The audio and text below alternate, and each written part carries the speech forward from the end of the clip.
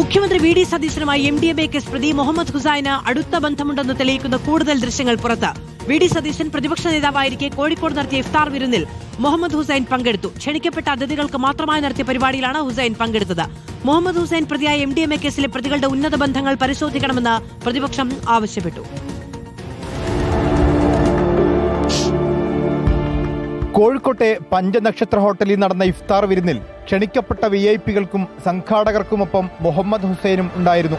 മുസ്ലിം ലീഗിലെ ഉന്നത നേതാക്കളും മന്ത്രിമാരും ഉൾപ്പെടെ പങ്കെടുത്ത പരിപാടിയിൽ VD സതീശനെ കൂടാതെ മലബാറിന് പുറത്തുനിന്ന് പങ്കെടുത്തത് ഹുസൈൻ മാത്രമാണ്. 2025 മാർച്ച് 22 നടന്ന പരിപാടിയുടെ ദൃശ്യങ്ങളാണ് റിപ്പോർട്ടറിന് ലഭിച്ചത്.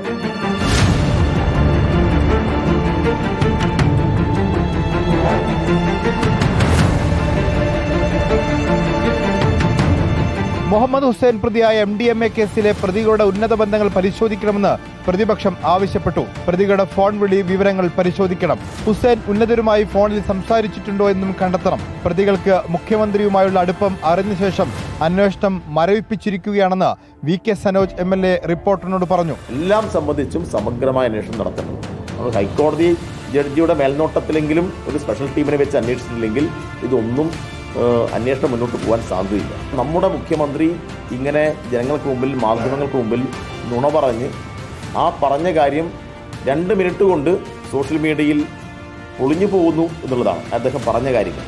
MDMA എവിടെ നിന്ന് എത്തിച്ചു എന്ന് കണ്ടെത്തിയിട്ടില്ലെന്നും പ്രതിപക്ഷം ചൂണ്ടിക്കാണിക്കുന്നു.